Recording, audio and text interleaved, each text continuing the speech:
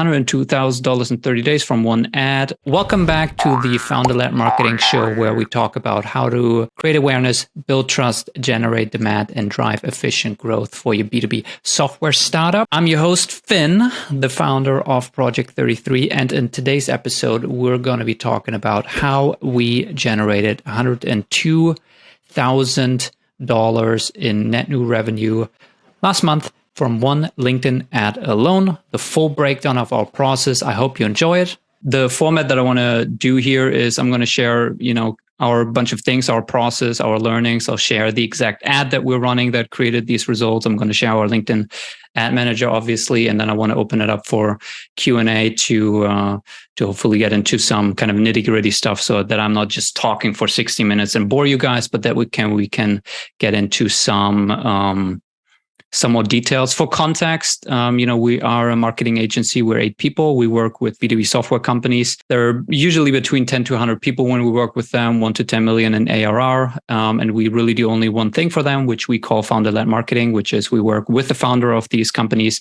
and we help them establish themselves as authorities in their space, set up a process for them to create lots of content to share their insights about the product, the company, the industry, and then leverage this content in many different places to grow the company. So we've done this for ourselves, but we've also done it for a bunch of different software companies. So if there's any questions at any point, you guys feel free to jump in. All right, $102,000 in 30 days from one ad and $3,500 in ad budget. Now, for some context, what I mean by that, $102,000 in revenue. This for us is 2 customers that we closed in the last 30 days. We have a pretty high monthly retainer. We sign 4-month contracts. So if you do the math, that comes down to $102,000 in booked revenue from these customers. That is just initial contract value. So lifetime value is higher than that. For some proof, because I know, some people like to kind of put out some big numbers and throw them around. So I do need to black them out because we signed an NDA. So unfortunately, I can't share who the actual customer is. But here are the 2 actual inbound messages from these people who are screenshotted, which I think could be interesting. Finn, I've got a few startups at various stages of growth, all have great founder stories and need more market connect. I'm looking for help. Start by looking at having this company. The site and blog should give you a sense, have a decent program, blah, blah, blah. How would you help? Glad to jump on a quick call. That turned into a contract about July 14th. This was 6 days ago, so August 3rd. So technically, I guess we closed this customer in August. The verbal commitment was in July, but still 30 days. So roughly 3-week sales cycle. And then the second person, this was an inbound message, also on LinkedIn. CEO, quick chat, interested in your approach. Hi, Finn, saw one of your promo vids on my LinkedIn feed. Your FLM approach makes a lot of sense. I'm interested in finding out more. Would you have some time today or tomorrow? And then that was June 19th. Contract sent over July 18th. So that's a 30-day sales cycle, roughly. So pretty good for us. Both were cold prospects. Both were, as I said, roughly around a $50K initial contract value. And both came from one ad. And how do I know this? Because these messages don't necessarily say that exactly. This person said promo vid by asking them. So I had a conversation with both of them, and they both, through the conversation, I figured out that it was the same ad that drove both of these people to go to our website, look around, and then come inbound. All right. Let's jump into the actual process. We'll break it down into 6 steps. I actually wrote a LinkedIn post about it yesterday, so I'll base it off of this, but we'll go into more detail and more nuances. All right, step number 1, create a content engine to post daily on my LinkedIn.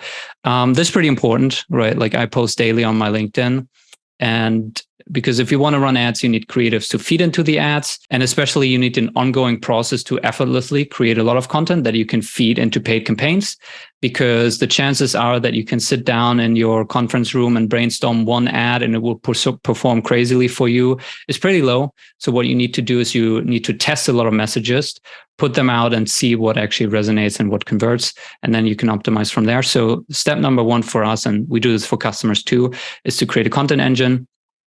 with the goal to post daily on LinkedIn. The way that we do it is that we have a framework how we ideate questions around the product, the company, the founder's expertise, some personal topics. Sometimes it's kind of the personal branding aspect.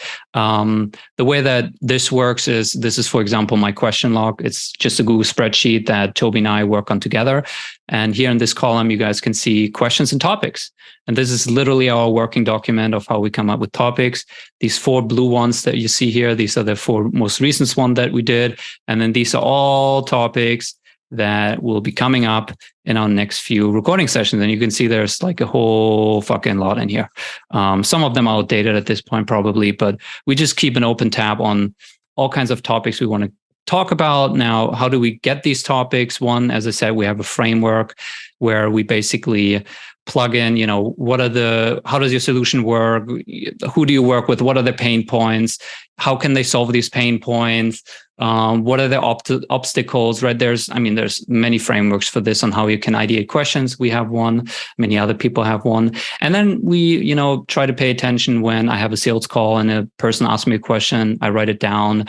When I do these live streams and people ask me questions, I write them down. When I post something on LinkedIn and someone comments on it with a follow-up question, I write it down, right? So all of these things feed into this thing. And so the way that we do it is that we record weekly together, Toby and I. So we have this working spreadsheet that I showed you. And then every week on Friday, Toby and I meet. We use a software called Riverside to have basically like a Zoom call where he asked me the question. He's like, okay, Finn, tell me about 3 things that founders can do to blah, blah, blah.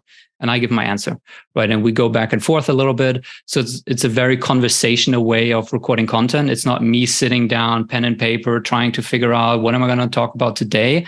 He asks me the questions, I answer, and then we can go back and forth. He can tell me like, hey, you're rambling, or give an example, or, be a bit more concise or something like that. We do this every week with the goal of doing 5 questions every week. We do this 4 times a month. That comes down to 20 posts a month, which is a daily post, right? And then we record this thing with Riverside. We transcribe the conversation, and then our video editors and copywriters go ahead and turn that into LinkedIn posts, text posts, image posts, video posts, combination of all of them, right? So basically all of the things that you see me posting on LinkedIn are basically created through this process. So that's step number 1. Step number 2, determining best performers. Okay, now we have an engine, how we're posting daily on LinkedIn. We're constantly testing messages and topics to see, how they're resonating in the market space. Are people reacting to it? Do they like it? Do they not like it? Now we do an analysis. We use a software called Shield for it. I think it's probably the best one on the market for LinkedIn analytics. You get your views, your likes, your comments, how many followers, all your analytics, and then you can go into your content stats and you can sort things by likes, by views, and you kind of see how they perform. Now, what's the one metric that you could kind of use to compare things to? You can use views, you can use likes, you can use comments, you can use shares, you can use engagement rate. We developed our own kind of scoring number, which we call total weighted engagements, which is basically just you add together the likes, the comments, and the shares, where a like counts once, a comment counts twice, and a share counts 4 times. Pretty straightforward. You can choose different weights, whatever, it doesn't really matter. And then you come up with one number for each post.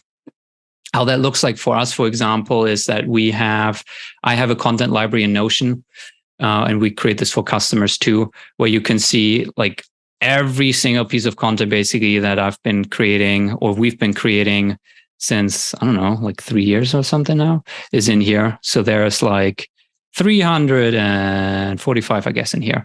And they're all categorized. They have a number by post type, by category, by the topic, when it was published. And then what we have in here, I'm just going to go back a little bit to make sure that it's in there.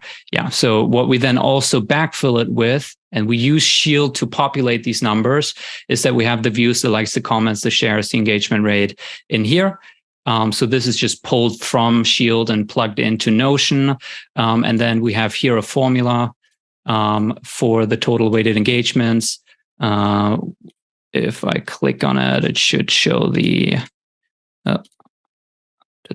Here, you see the formula. It's just a little formula. It's kind of like, Google spreadsheets, where it's just what I just told you, likes plus comments plus 4 times shares.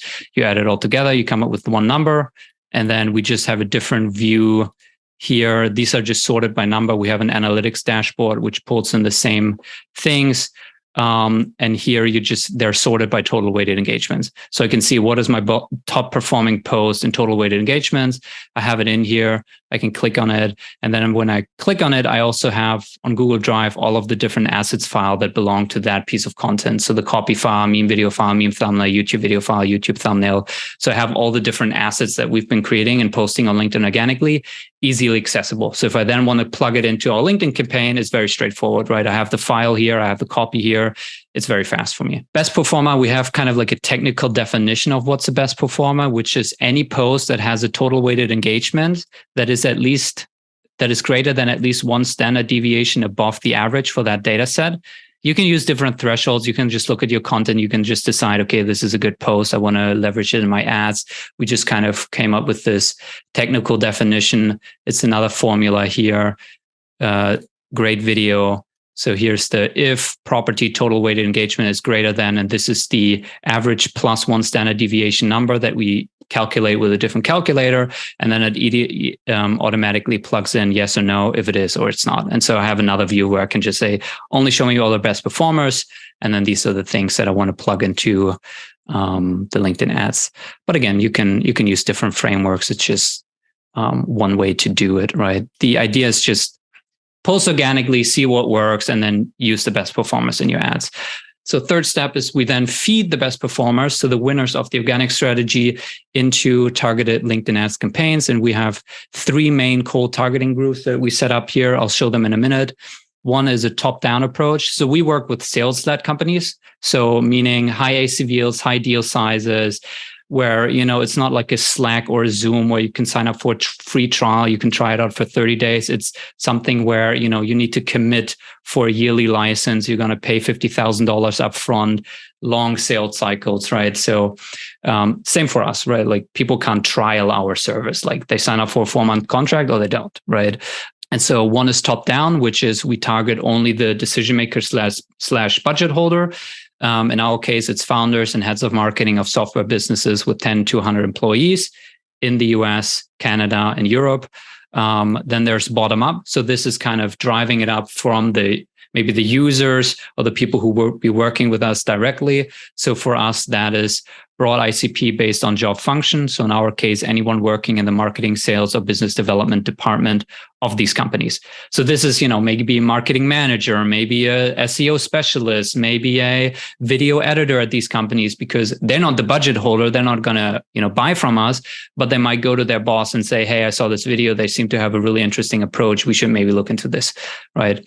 So we want to target these. And then we have a third, which is kind of ABM. We call it ABM. It's not a classic ABM approach, which is basically we create a list of target accounts who fit our exact profile that we want to go after. We use Crunchbase in our case because we work with Series A or Series B companies. Crunchbase gives you exactly that information. So we can just pull out who are the companies, software companies who raised a Series A or Series B round in the last 90 days. And we can just plug them into a campaign, right? And we know that we're reaching these companies. And then we have a retargeting layer. How this actually looks like here is when we go into our ad account, demand gen ads. We have here a cold targeting campaigns. This is the top-down approach. I'm right now running a new experiment. So right now we have some text and image ads that we're running. So I turn off the bottom up and the target account group. So I can also click on that. That's a more targeted, narrow one, right? You can see these are 24,000 people. Europe, North America, APAC, biz dev, marketing, sales, any Series A, Series B. And then we also target pre-seed and seed to kind of plant the seed with them. And we run the ads to them. For the sake of the experiment that we're currently running, I turned them off. And then here is our main one, which is the cold targeting ad campaign, which we're targeting top down to the decision makers. So what they actually look like in our case, we use the engagement objective. Different people, different opinions. This works for us. We want people to actually consume the content that we're putting in the ads. I would rather someone actually watches the video that we put in there than someone like clicking on the ad without watching it and just scanning our website, right? Because I want to educate our market. I want them to understand our perspective and where we're coming from and the benefits of our solution, rather than just kind of purely reaction-based Locations, Europe, North America. Job titles for us, basically any founder or revenue leader. So co-founder, chief revenue officer, VP marketing, chief growth officer, head of growth, VP growth, head of revenue operations, founder, head of marketing, marketing director, CMO, and CEO. Those are our job titles. And then for industries, we work with software companies. Now, some software companies are differently categorized. So that's why we have technology, information media in here. We have IT services, IT consulting, and then company size for us is 11 to 200. Ideal size is 10 to 100, but LinkedIn doesn't really give you up to 100. So we have these audiences. Video, because we do a lot of video. Daily budget, we have the minimum. We're still bootstrapped. We're still only 8 people. We're not spending like tens of thousands of dollars on these ads. Like I'm literally spending the minimum per day on these campaigns, which is 10 per day, which is 300 per month. We have some conversion tracking here, which we can go into. And then if I click on the campaign and you look at the creatives, this is exactly just our content that we're publishing organically. And you can see here, we have 52 ads in here. And this is just the 52 best performing posts that I've posted in probably the last 1.5 or 2 years. How many posts have I published in the last 1.5 or 2 years? 250, 300 posts, something like that, right? So it's like the top 50 of those that I put in here. Some of these I turned off again because they weren't running. There's now thought leadership ads, which we're playing around with, which will be interesting to kind of leverage. And then if we go to the spend, you can see, and this is why the title of this is how we generated 102K from one ad, because you can see we spent, what is this time range, all time? Yeah, we can just do the last 90 days. The whole campaign spent 788 euros. One ad pulled 638 euros. And this is the one ad that's basically driving 80% of the conversions for us. And both of those customers who came from this ad. I could share this ad. And it's basically just like what I would do as a head of marketing. It's outlining our process, what we would do. And then it has a little call to action at the end. And then you can see here, the call to action is software founder-led marketing, and then learn more. So it's not get a demo. It's not download. It's not, I don't know, whatever people use. It's learn more. And when people click on learn more, they literally just end on our homepage. It's not a landing page. It's not a demo request form. Why? Because, our price point is, we charge $13,000 a month and we sign 4-month contracts. So these are like $50,000 plus commitments for people. People don't impulse buy this stuff. They don't like click on an ad, go to your website and purchase, right? Like there's a lot of kind of consideration and thinking about it and debating it and education and looking at competitors and figuring out and talking to the team, getting internal buy-in. All of that happens before someone requests a demo.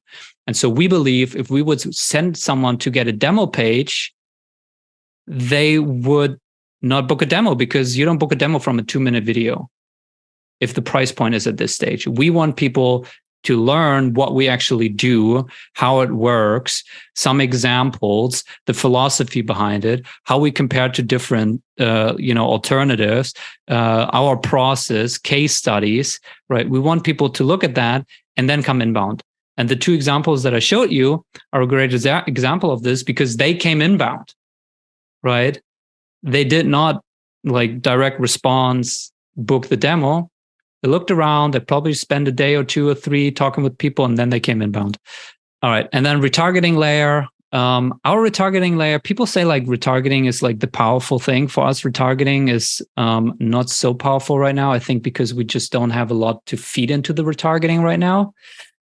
Like I'm spending $300 to $600 a month on our ads, right? I'm not spending $5,000 a month on our ads. And we have like 1,000 website visitors a month, not like 20,000, like some, bigger brands. And so like right now, the retargeting is just really expensive for us. That's why I turn it off for now until we have more to feed it into. We're definitely going to keep playing around. We have some customers where all of the conversions happen in the retargeting layer, which is usually what happens. For us so far, the conversions happen in the cold layer. But otherwise, what we recommend, or what we did for ourselves so far, is in the retargeting, all website visitors, all company page visitors, and 50% video watchers, right? So people who engage with the ads. Those are the people we retarget. And then we still filter by job title. I'm playing around with this. Maybe we're going to take them out to just have some broader targeting and lower CPMs. But I think, you still get a lot of website visitors who are not ICPs, right? Career page visitors, competitors, like you don't want to target these people with ads. So that's why we still have the qualifying job titles in here. So that's basically it, and we've been, how much have we spent total now on our ads all time? Yeah, 3,600, right? So that's the total amount that we've spent on all of our ads. And so far we got, in the last 30 days, we got 2 conversions, 402 contract value. So that's pretty good. We'll see how it scales. Objective. So as I said, for us, we want an in-feed consumption. We don't want to drive just clicks. We don't want to drive leads. We want to drive high intent and really only interested people. So that's why we use engagement metric, engagement objective. That's why we use learn more as the CTA. That's why we send people to our homepage rather than a lead gen form or demo booking page. And one maybe interesting thing, tracking conversions. So there's obviously the LinkedIn Insight tag that you can use here for tracking. Ours does not track. So what happens here? When people go to get a demo, we have a Calendly, people can fill it in, right? They answer a couple questions. The reason how we actually find out that these ads are converting is not through the LinkedIn Insight tag, because there's a lot of reasons why it might not track it. iOS 14, people don't accept cookies. They're searching in incognito mode. They're forwarding someone your ad, and then that person is converting on your form. All of these things will not show up on your LinkedIn Insight tag conversion tracking, right? So the way that we actually know what's working is just literally this text field. Chris Walker calls it self-reported attribution. You just literally ask people, how did you hear about us?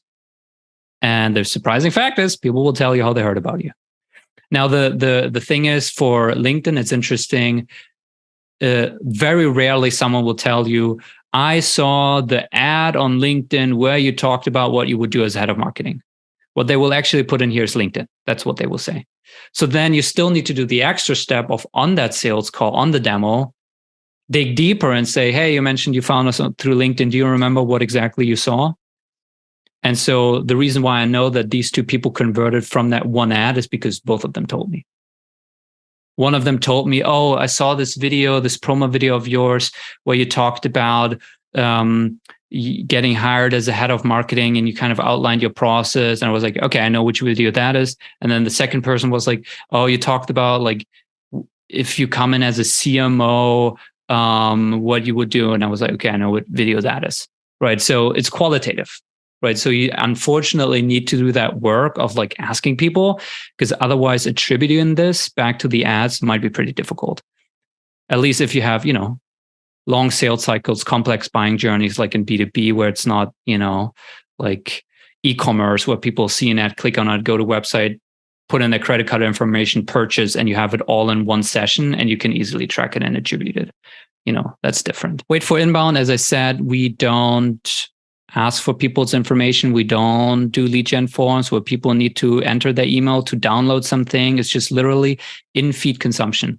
And I've gotten this feedback now multiple times where people clicked on this ad or watched this ad, ended watching this ad, and they're like, I didn't even realize this was an ad until I was done with the video, because it just shows up as a regular post in feed, right? It doesn't look like an ad. So that's what you want. That's what I just mentioned. We send people to the homepage because we only really, that's why these 2 people converted in 3 weeks and 4 weeks, right? Like a $50,000 contract from a cold prospect that closes within 3 to 4 weeks is crazy. But the reason is because we didn't collect all the 50 other people who were mildly interested and might be willing to give us their email. We got inbound from only these people because they qualified themselves, because they saw the ad, they went to our website, they read through it, they were like, oh, this makes sense. Let me go reach out to Finn because we want this right now. They declared intent. I didn't chase them. That's why they closed so fast. Convert and optimize. Currently, our cost per qualified demo is $200 to $300. As I said, 80% of the demo requests came from one outlier ad, the one that I shared. Outliers driving most of the conversions is a common pattern that we see. That's why you need a content engine to continuously test new messaging and creatives all the times to find your next outlier. Total ad spend 3,500, as I said, 30x ROI on revenue, 100K, 102K is initial contract value, LTV is higher. Now for this ad that I just showed you, that I put in the link, this started from an organic post, right? And we kind of knew or thought or had an idea that it would do well because it did organically well, right? This is the organic version of this ad that I posted on LinkedIn. And it got, 100 likes, 31 comments. That's good performance for me. That's one of my best posts. So I had already an idea that probably this would do decently in the ads, but that it would do so well, we only knew by actually running the ads, right? That's the 6 steps. That's all I wanted to share so far. That's like kind of surface level. So now, I would love to open it up to Q&A. You can put questions either in the chat if you want to. Let me stop sharing my screen here. And we can dive into any of the specifics. We can also go into other things if you want to troubleshoot your own LinkedIn ads. I'm far from being an expert. We can do that. Whatever would be useful for you guys. All right. Anyone, any questions? I don't have a question, but I saw the ad. Blaine! Oh, I didn't see you in here. Oh, that's awesome. How are you? Good. Congrats again for baby time. Thank you. No, just a comment that I saw the ad. Uh-huh. I did notice it was an ad just because I'm on LinkedIn all the time, but so well done because I'm not seeing a lot of your regular stuff.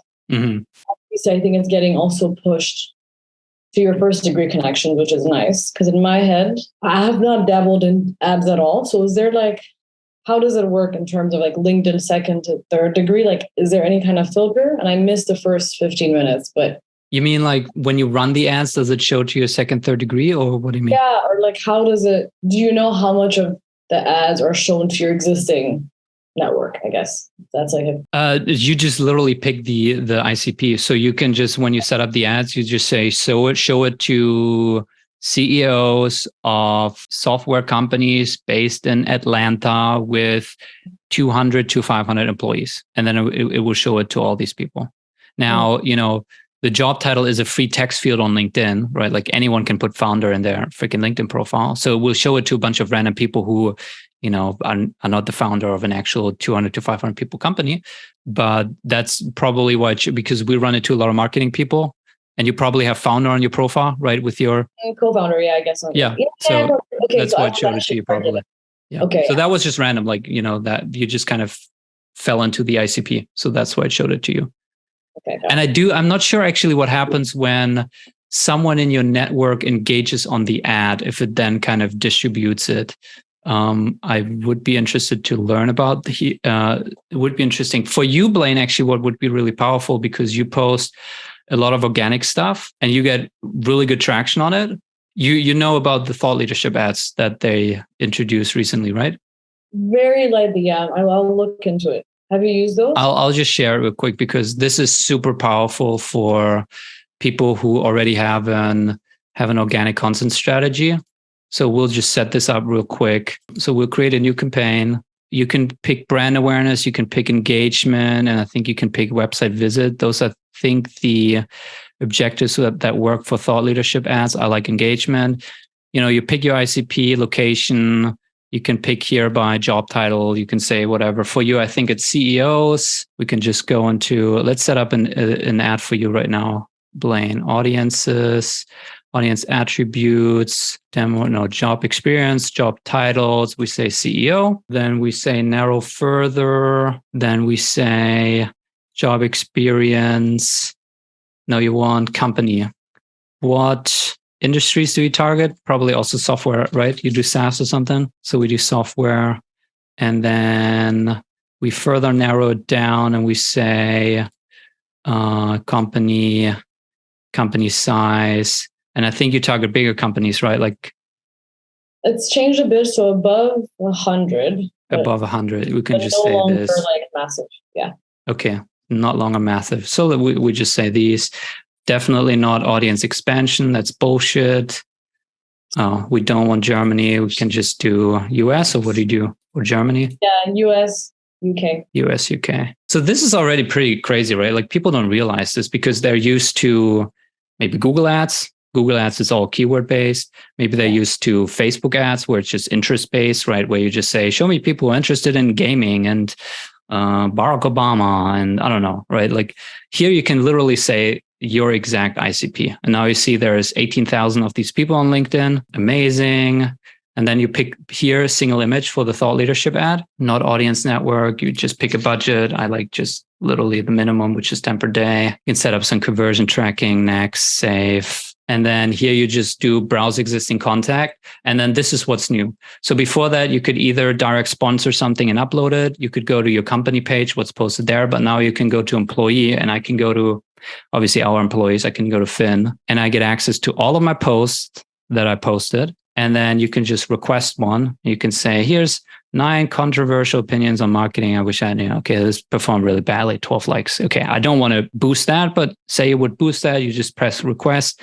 And then it sends an email to you where it says, someone just requested. But basically, it's just an email by LinkedIn that says, approve the request. You say approve request, and then you can pick it. And then you literally, and it shows like this. It just shows as Blaine. It has your, tagline here, and then it says promoted by your company. So in our case, it will show up in feed saying promoted by Project 33. Now, what's really interesting is one thing that's different here is that for the ads, the preview hook is only 2 lines instead of 3 lines or 5 lines, I think it is for text posts. So what you can actually go back if, let's say, you promote a post that you posted a month ago and it did really well for you organically, and now you want to make sure that all of the CEOs who are your ICPs see that post, you can go back to that post and just edit it, reformat it, and make sure that, for example, the hook is formatted in a way that it works in the first 2 lines. So if you had a line break here, maybe you remove the line break so it just shows up better. And what you can also now do is you can edit the post and put a link in there, which usually you don't want to do.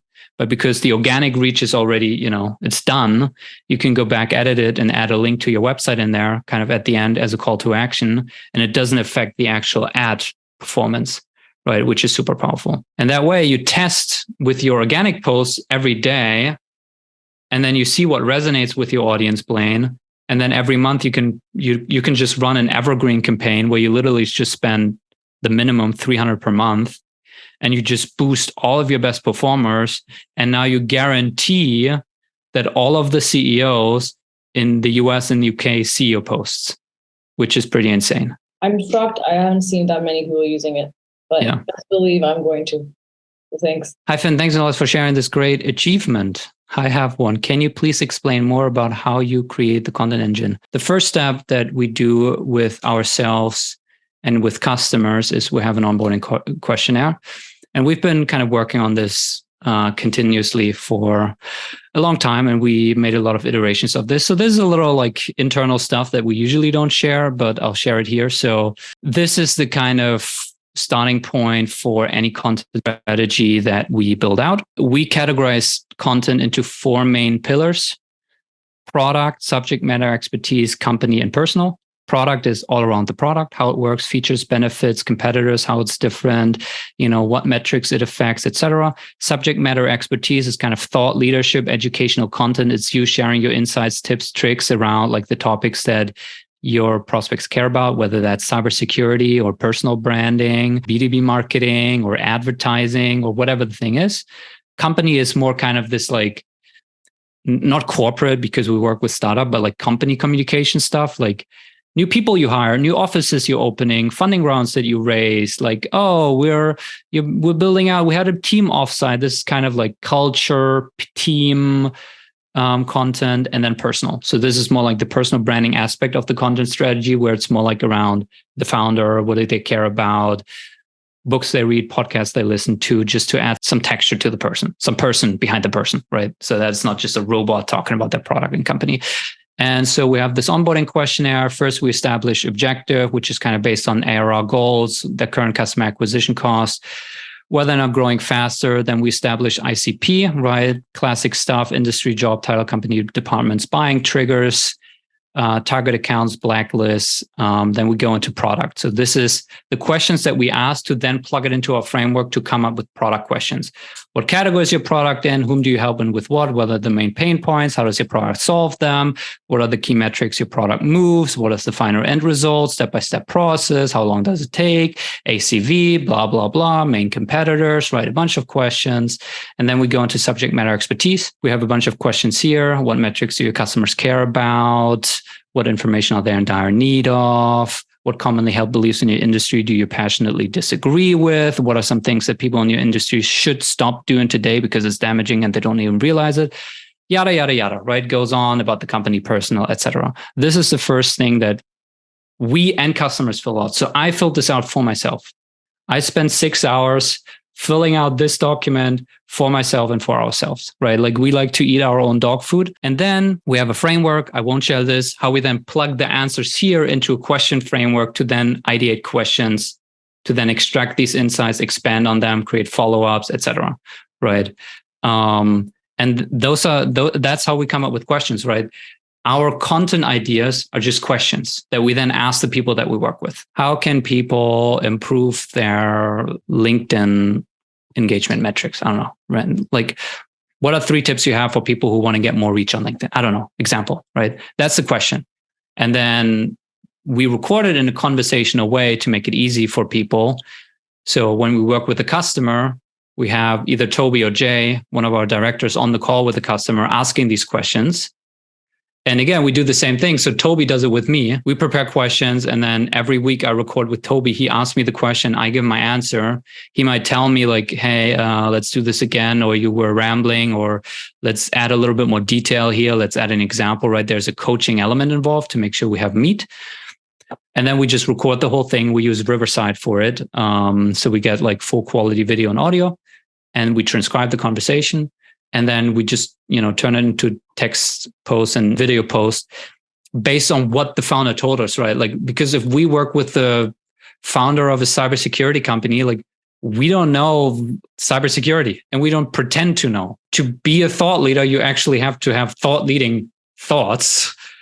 And we don't have thought leading thoughts about cybersecurity. But the founder and CEO, who's been in the cybersecurity space for 20 years, who has been a chief information security officer for 20 years at big companies and now is running his own startup, he does. And that's why we just ask questions.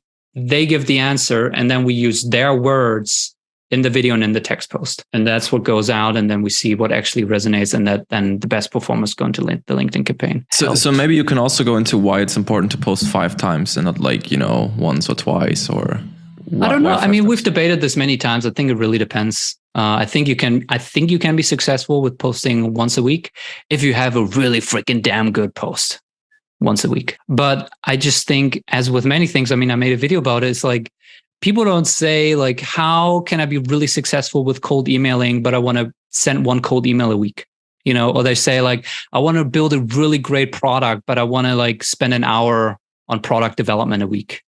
It's just not how it works. Like, if you want to do anything well, you need to do it often, because then you can iterate, you can learn, you get feedback, you run lots of experiments, you can try lots of different things.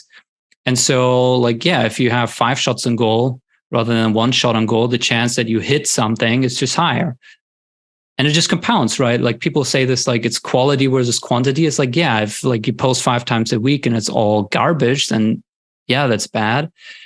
But if you can post 5 good posts a week, that's 5 times better than 1 good post per week, So, and I mean, if you look at most of the people who are really crushing it on LinkedIn, and I don't count myself in that group, like I'm far away from, if you look at my content metrics, like there's people who are just really crushing it.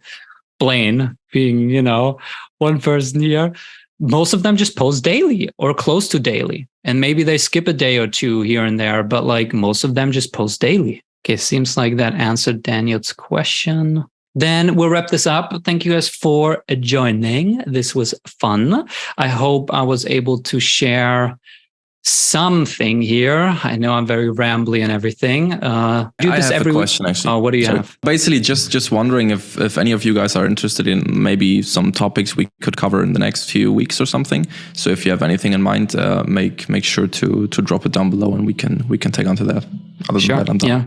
If because we do this every week, if you have any particular things you feel like would be interesting, drop them. If you have any feedback, feel free to share it. How can I improve? Because we're still learning here. What should I do better?